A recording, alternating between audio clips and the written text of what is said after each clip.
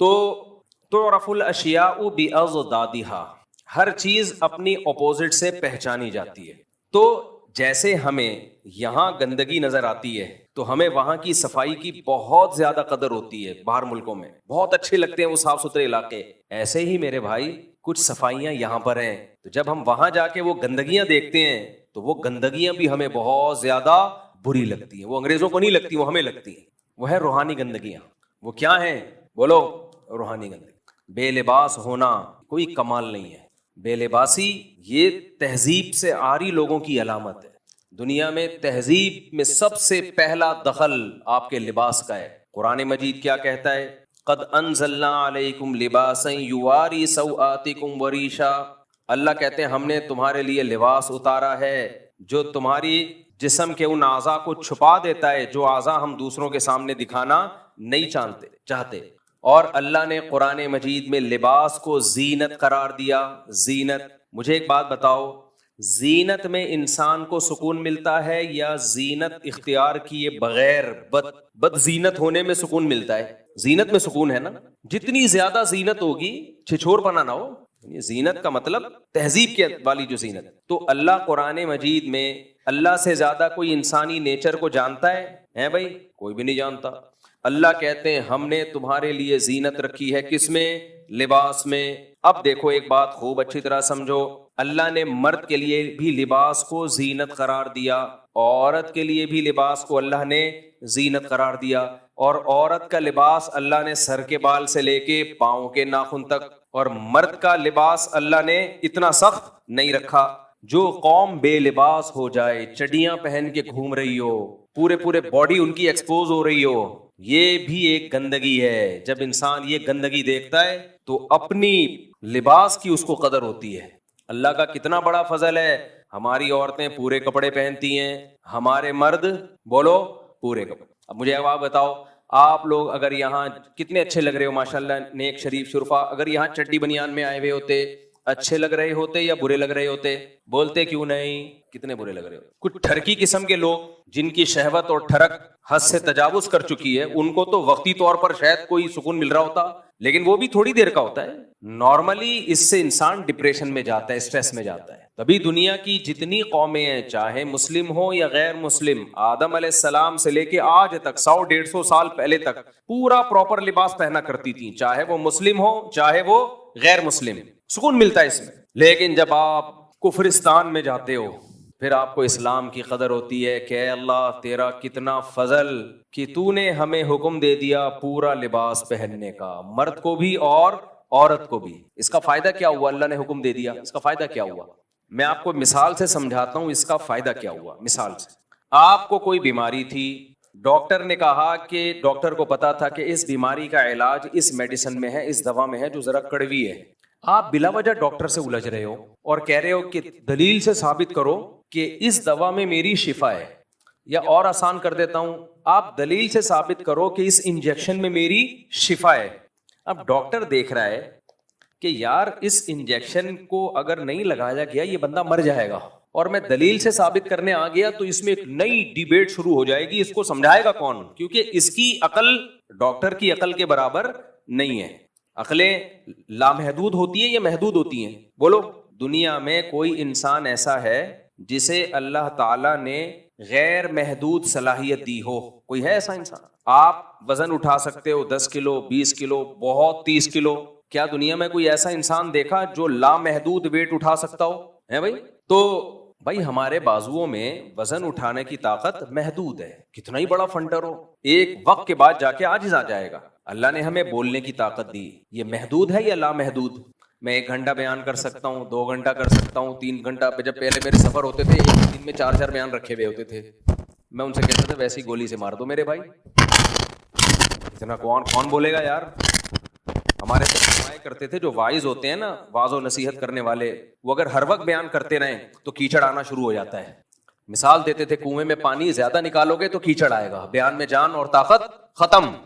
تو تم بولنے کی ایک محدود طاقت ہے، ایک وقت تک بولو گے تھک جاؤ گے، گلا بیٹھ جائے گا آپ کا، دماغ کام کرنا چھوڑ دے گا. بھاگنے کی محدود طاقت. ایک خاتون گئی کہ میرا بچہ، میرے شوہر جو ہے، شوہر ڈاکٹر نے ان کو کہا کہ آپ کے شوہر بیمار ہیں تو ان کو چاہیے کہ واک کیا کریں. نفسیاتی ڈاکٹر تھا, دماغی ڈاکٹر ہوتے ہیں نا جو نفسیاتی تو نہیں کہنا چاہیے, نفسیات کا علاج کرنے والے. نفسیاتی کا مطلب تو خود بیچارہ نفسیاتی, لیکن وہ تھا بھی نفسیاتی.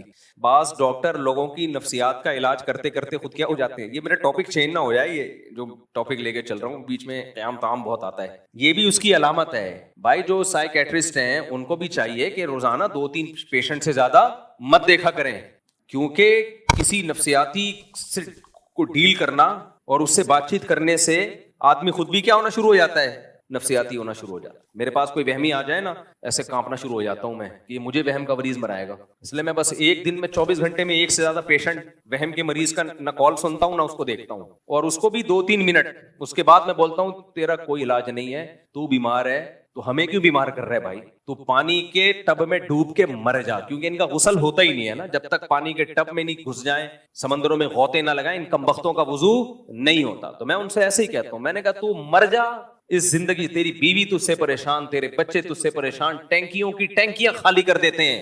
ایسے لوگ ہیں نہانے جاتے ہیں پوری ٹینکی خالی ہو گئی, ان کا کمبختوں کا غسل نہیں ہو رہا. تو بھائی تیرا غسل نہیں ہو رہا تو ہمیں کیوں پریشان کر رہا ہے اس کو؟ نہیں مجھے پتا ہے اس کے نہیں کوئی علاج ہے, جب تک خود نہیں سیریس ہوگا اپنے علاج میں کون کر سکتا ہے علاج. تو اب کتنے ڈاکٹرز ایسے ہیں جو سائیکالوجسٹ تھے وہ علاج کرتے کرتے خود سائیکو ہو گئے, کیونکہ اپنی طاقت سے زیادہ بوجھ اٹھا لیا, اب اپنا علاج کسی اور سے کروا رہے ہیں. تو یہی ایک ڈاکٹر تھا جو علاج کرتے کرتے کیا ہو گیا, سائیکو پیشنٹ بن گیا. تو ایک خاتون نے کہا کہ کچھ, انہوں نے خاتون کو مشورہ دیا کہ اپنے شوہر کو بولو واکنگ کیا کریں. تو انہوں نے کہا وہ تو ماشاءاللہ 20 سال سے واکنگ کر رہے ہیں, 20 سال سے کیا کر رہے ہیں, واکنگ. تو ڈاکٹر نے کہا پتہ نہیں کہاں نکل گئے ہوں گے, پکڑ کے لائے ان کو. جو بندہ 20 سال سے واکنگ کر رہا ہو وہ تو اب تک کراچی سے امریکہ پہنچ چکا ہو. خیر, تو اللہ تعالیٰ نے انسان کو طاقتیں محدود دی ہیں, لامحدود طاقت اللہ نے انسان کو نہیں دی ہے. ہر چیز محدود ہے, تو عقل لامحدود ہو سکتی ہے بھائی, تھنکنگ پاور لامحدود ہو سکتی ہے کہ سب کچھ انسان ہی فیصلہ کر لے کہ یہ بھی ٹھیک ہے یہ غلط ہے, اور اس پہ ایسا یقین ہو کانفیڈنٹلی کہ جو میں کہہ رہا ہوں وہی ٹھیک ہے. نا, ایسا نہیں ہوتا بھائی. کچھ چیزیں ایسی ہوتی ہے جہاں انسان جا سکتا ہے, عقل آپ کو وہاں تک لے جا سکتی ہے. کچھ چیزیں ایسی ہوتی ہیں کہ وہاں آپ کو ہتھیار ڈالنے پڑتے کہ بھائی ہم نہیں فیصلہ کر سکتے, یہ انسان سے اوپر کی کوئی ذات ہوگی جو ہمیں بتائے گی. تو میں ڈاکٹر کی مثال دے رہا تھا کہ ایک پیشنٹ ہے, ڈاکٹر سمجھتا ہے کہ اس کو پین ہو رہا ہے ہارٹ میں یا کچھ مسئلہ ہو رہا ہے, فوراً انجیکشن لگ گیا تو یہ بچ جائے گا, نہیں لگا تو یہ مر جائے گا. اب ڈاکٹر انجیکشن لے کے کھڑا ہوا ہے, آپ نے ڈاکٹر سے ڈیبیٹ شروع کر دی, ڈاکٹر صاحب کائنڈلی مجھے یہ بتائیے گا, پہلے یہ دلیل سے ثابت کریں کہ میڈیکل سائنس کی کون سی کتاب کے کون سے صفحے پہ لکھا ہوا ہے کہ جمشید کو جب یہ والا پین ہو تو اس کے لیے یہ والا ٹیکا لگے گا. ڈاکٹر کے پاس ٹائم صرف 5 منٹ تھا. ڈاکٹر نے مطمئن کرنے کے لیے کہ جمشید تو لگوا نہیں رہا ٹیکا, چلو فوراً میں میڈیکل سائنس کی کتاب لے آتا ہوں, دکھا دیتا ہوں, بھائی یہ دیکھو یہ پڑھ لو. اب جمشید نے کہا کہ اس کی کیا دلیل ہے کہ یہ جو کتاب میں لکھا ہے یہ صحیح لکھا ہے, ہو سکتا ہے آپ نے غلط کتاب ہو, مستند کتاب ہو. اب وہ بحث میں لگ گیا. ڈاکٹر کو پتا ہے کہ 5 منٹ سے زیادہ اگر میں نے دیر کر دی تو اس کا انا للہ ہو جائے گا. اب ڈاکٹر اگر آپ کا خیر خواہ ہے تو ہاتھ پاؤں باندھے گا اور ٹھوک دے گا, ٹھوکے گا بھی اس جگہ پہ جہاں, یعنی بازو میں ٹھوکنے میں تو یہ نا ذرا سا ہل گیا تو مسئلہ ہو جائے گا, تو اس پوائنٹ پہ ٹھوکے گا. کیا خیال ہے کہ بھئی فوراً انجیکشن ٹھوک دو, بحث بات میں ہوتی رہے گی. تو یہ جو ڈاکٹر نے انجیکشن ٹھوک دیا, یہ مریض کے ساتھ خیر خواہی کی یا نہیں کی؟ کہ مریض بے وقوف ہے, الجھ رہا ہے ڈاکٹر سے. مریض بے وقوف ہے, الجھ کس سے رہا ہے؟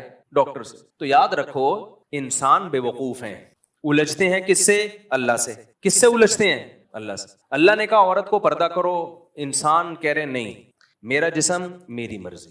پردہ تو دل کا ہونا چاہیے. باہر ملکوں میں, مغربی دنیا میں, ویسٹرن کنٹریز میں پردہ نہیں ہے. کہتے ہیں یہ کیا ہے, خام خام میں عورت کو تم نے چادروں میں لپیٹ دیا. ابھی آپ حیران ہو گئے, کینیڈا میں, یہ تو اللہ کا شکر ہے ہم نے وہ منظر اپنی آنکھوں سے دیکھا نہیں, کینیڈا میں ہمارے جانے کے بعد اگلے دن, میرے جانے کی وجہ سے نہیں ویسے ہی, کچھ لوگ مرد اور عورتیں بالکل برہنہ احتجاج کر رہے تھے. مجھے لوگوں نے بتایا کہ فلاں محلے میں آج کل یہ احتجاج چل رہا ہے, بالکل نیوڈ. سمجھنے کے نہیں سمجھ. اب ایسا نہ ہو آپ لوگ ٹکٹ کٹا کے, ہمارے حضرت فرمایا کرتے تھے کہ جب علماء ان ملکوں کی بے حیائی بیان کرتے ہیں تو وہ بیان تو اس لیے کر رہے ہوتے ہیں عبرت کے لیے, لیکن فرماتے تھے کہ نوجوانوں کے سامنے نہ بیان کیا کریں, وہ کہیں گے یار اب تو جانا بنتا ہے, اب تو جانا بنتا ہے. تو بالکل نیوڈ ہو کے نا لوگوں نے بتایا احتجاج ہو رہا ہے, مرد بھی اور عورتیں بھی. احتجاج کیا ہو رہا ہے کہ لباس کی جو تھوڑی سی پابندی